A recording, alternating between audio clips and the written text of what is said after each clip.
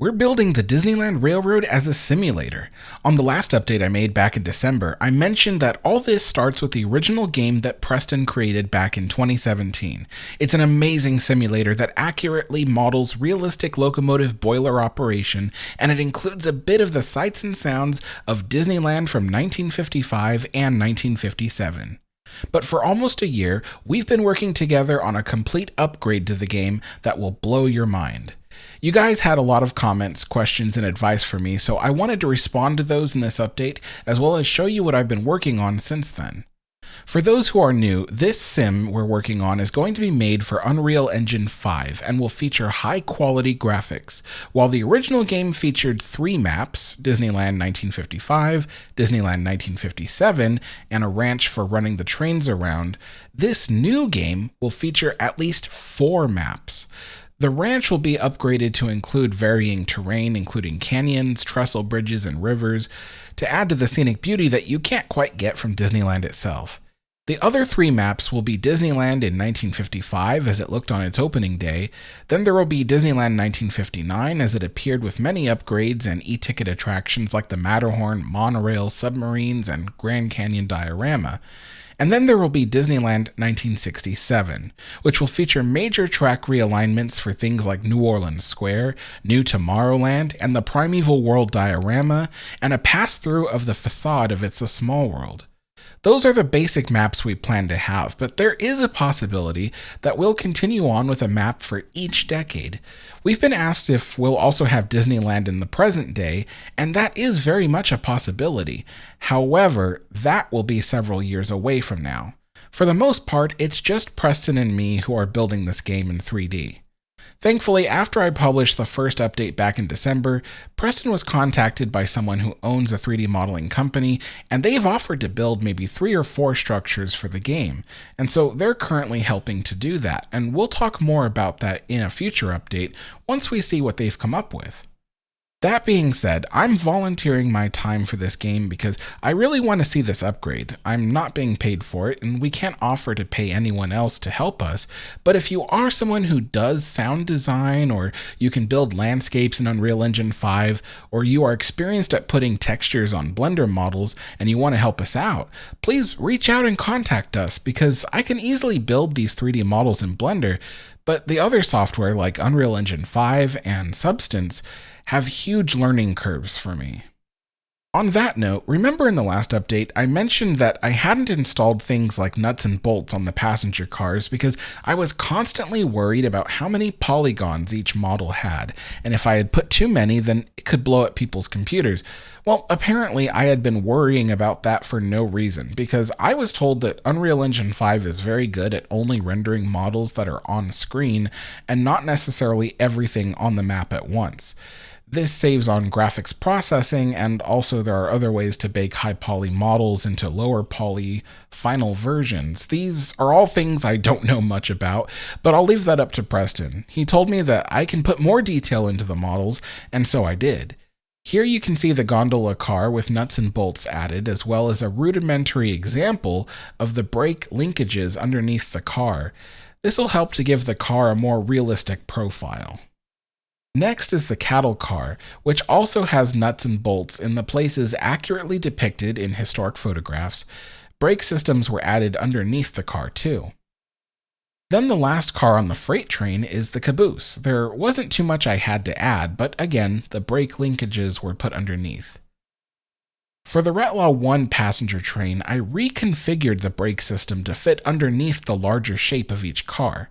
For railroad enthusiasts who might think I assembled the air brake lines incorrectly by not alternating the incoming and outgoing ports on opposite sides of the coupler, let me take a moment to say that things are different at Disneyland. Imagineers knew the cars would always be facing the same direction and the trains would almost always be making right turns, so they configured the air brake lines to stay to the right side of the train. The last car on the Retlaw 1 passenger train is the Grand Canyon Observation Car, number 106, which later became the Lily Bell. I was able to go back and make the chair legs more accurate to how they looked at Disneyland, adding wood-carved details to the legs. This was one of those details that was almost ignored because of my fear of making a super high poly model, but I think you guys will appreciate that level of detail. The next train I have is the excursion train, which received its brass dome-headed nuts that help hold the benches in place, and also underneath I added the brake system. You might have noticed on my last update that I had added the side panel for the left side of the excursion cars, but that panel didn't show up until the 2000s. It wasn't original. Well, I had added this to help save on polygon so I didn't have to double the amount of individual bench panels that each car had. But now that I'm not as concerned about polygons, I just decided to go back and configure the cars to how they looked in 1958. The original 2017 game only had the freight train and the Retlaw 1 passenger train, so the fact that I've already completed the excursion train should show you just how dedicated we are to bringing more detail and variety to the game. Yes, eventually the other two trains, Holiday Green and Holiday Blue, will be part of the game, and yes, the freight train will be reconfigured to have sideways bench seats. I'll get to all that later this year. And speaking of detail, unlike the 2017 game, the cars I'm building will be rideable. You'll be able to sit inside the cars and ride the train around the park, and so I had to model the interiors as accurately as possible. While there could always be more details added to these trains, I tried to go by the rule of thumb of what people might notice at a distance of 3 feet away. I have limited amounts of time to work on the game each month, so I went for a reasonable amount of detail without overdoing it. Plus, I knew I had to get started on some Disneyland buildings.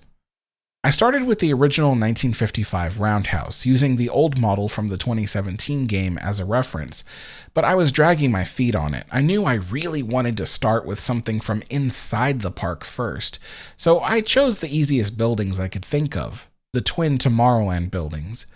You won't be able to explore inside. Most of the buildings in Disneyland will just be static models with replicated exteriors. But I got this far with the buildings in just 4 work sessions, so that should tell you that replicating Disneyland structures will be somewhat fast. So when people worried that it would take us half a decade to build this game, honestly, it won't take that long. At this rate, I can see the game ready to play in about 2 years, give or take a few months. Heck, if we get more help, it might not even take that long.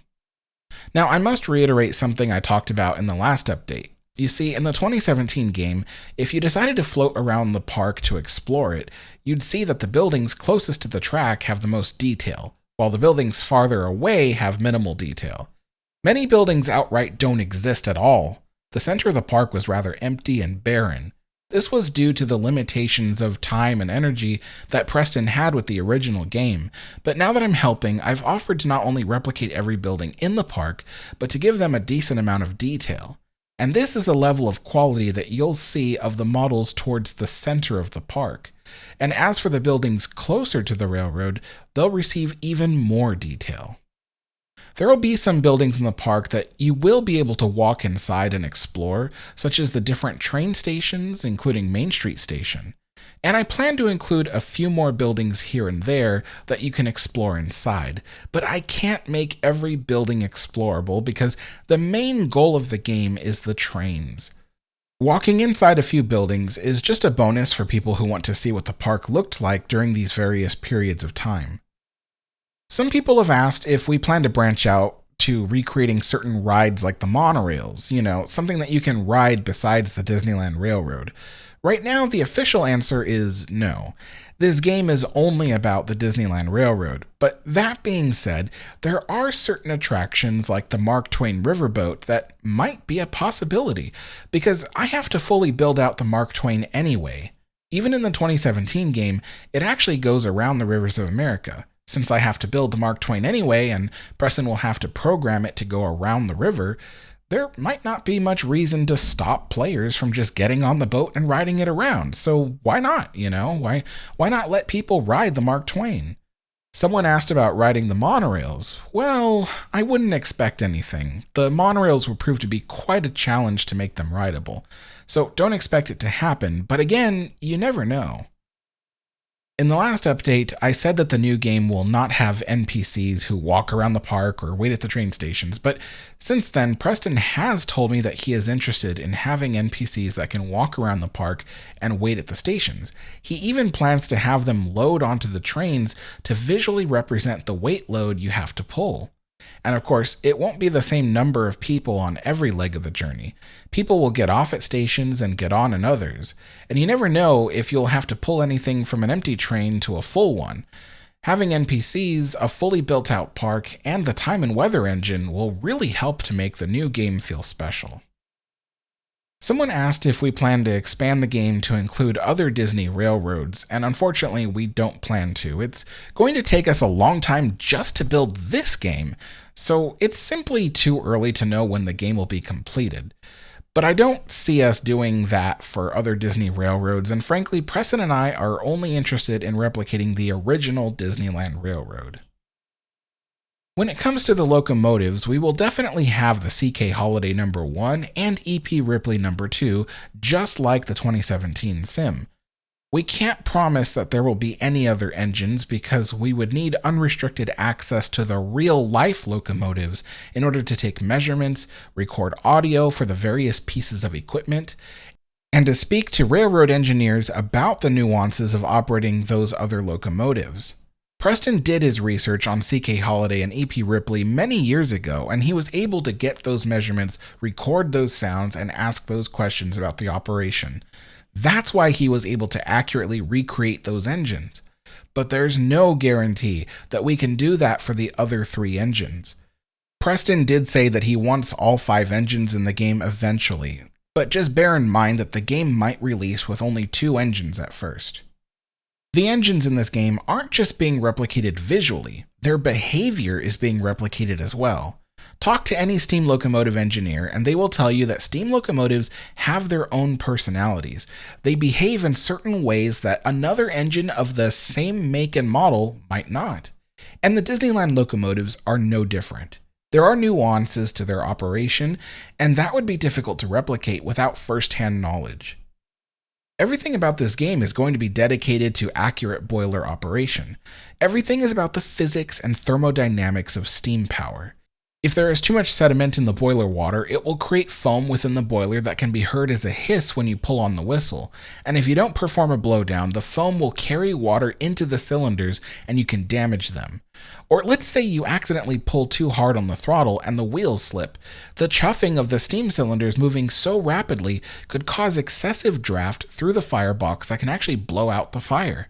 If you're fast enough, you can quickly flood the firebox with atomized fuel to reignite the fire using residual heat emanating from the fire bricks, but otherwise you'll have to light the fire yourself. It's so accurate that if you run low on oil in the hydrostatic lubricator, it can cause the air compressor to seize up, or if you don't clean out your water level glass after quite a while, it could clog, giving you an inaccurate reading of the boiler water level. Even your water injectors could get clogged. Every valve and lever inside the cab or on the exterior of the engine will actually function with its intended purpose. When you run the engine, you will see accurate movement of the eccentric rods and gears. The engine will behave differently based on many different factors like water temperature, weather temperature, barometric pressure, or even how cold the lubrication of the running gear is. The engine will work harder when the train is full of passengers, and it will run more easily when there's less weight to haul. You'll even be able to open the smoke box to clean out excessive soot, or open the little brass lids of the lubrication cups. With the engine, lots of features like the valves, pilot flags, running boards, and all that will be configurable. You can even change the level of wear and tear on the engines, and not just see it, but the engine will behave differently based on how worn out you choose it to be. For the rest of the train, you'll be able to choose which consist you want to pull, and choose the quantity of cars in that consist. You'll even be able to open and close doors and windows, and turn the lights and narration on or off. Some people have compared the new sim to Century of Steam. While there are some similarities, there are also a lot of differences. Century of Steam has more focus on accurate railroad operations like moving freight or passengers to various locations and businesses on a schedule and turning a profit. Century of Steam will have a lot of accuracy with boiler operation, but to a certain extent, from what I've seen. There will be a certain amount of simplification. For instance, I saw Heist climbing into a locomotive and getting it running almost immediately from cold, and that's a really desirable feature with a game like that. But in reality, it would take 3 to 6 hours to get a steam locomotive running from cold. But we'll have that in the Disneyland Railroad Simulator as an option.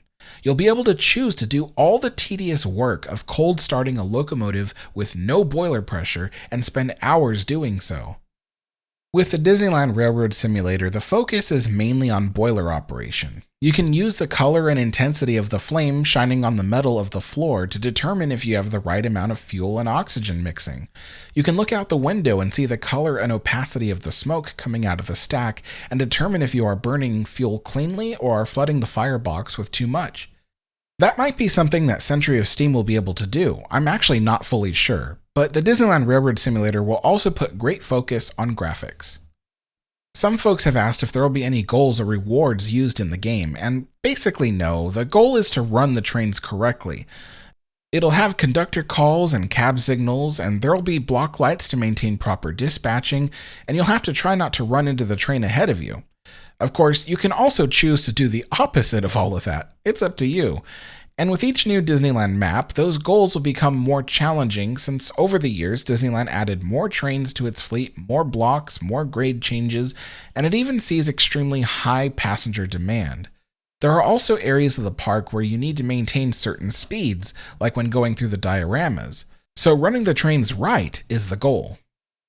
We've been asked if there will be an easy mode for locomotive operation. Well, in a way, yes, but it's not a mode. It's more like individual settings you'll need to turn on. Like for instance, if you don't have 3 hours to spare to steam up an engine and you just want to get the engine going, you can press a button and the train will be ready to run. And if you don't want to worry about maintaining the fire or balancing the fuel and water levels, you can press a button to turn on the automatic fireman, and he'll appear next to you and do all the stuff a fireman does, or you can opt to take on some of those responsibilities while he handles others. You can even change his expertise level so he can make mistakes or be absolutely perfect at his job. So if you ask me, the Disneyland Railroad Simulator will be just as accurate as Century of Steam, but just in a different way because of its environment. At Disneyland, engineers don't need to worry about freight shipments or delivery schedules, and Century of Steam will run engines that will differ from the Disneyland Railroad engines entirely. Even the appliances inside the cab of the Disneyland Railroad engines will likely be different from the Century of Steam appliances, so it's not really that comparable. It's going to be the most accurate steam locomotive operation ever simulated in a game, but in a Disneyland way. Now, I've been asked if Disney will give us any trouble for this game, and honestly, we don't think they will. For now, the game is incredibly niche. It will take place between 1955 and 1967, so there won't be any kind of modern IP or content to violate. The sim is based on accurate steam operation, which is not something that will interest everyone. And aside from everything else, we don't plan to use anything copyrighted or trademarked. You won't see ride logos, characters, or even Disney-created music. I'm even planning a creative way to replicate the Mickey floral at Main Street Station in a way that doesn't violate copyright or trademark. So no, we won't have problems. And if you're wondering how the game will be made available, the current plan is to sell it on Steam for PC users, but I'm not sure yet if it'll be available for Apple iOS users. It might be though, so just stay tuned and we'll see how that goes. Preston has been working diligently on completing the plumbing for the CK Holiday locomotive and programming its various functions. He's also going to start importing my models of the passenger cars and applying textures and things to all of them. He's going to create an update on his website soon, so stay tuned for that, and meanwhile, I'm going to continue building a few more Tomorrowland buildings and getting that 1955 roundhouse completed. If you are an experienced person in sound design, music creation, texture and material creation for 3D Blender models, or you have experience designing landscapes on Unreal Engine 5 or programming games on Unreal Engine 5, please reach out to talk. We could really use volunteers to help us because without your help, it'll take us a bit longer to achieve our goals. Well, folks, that's it for this update. Like and subscribe for more updates, and I'll see you all a little later.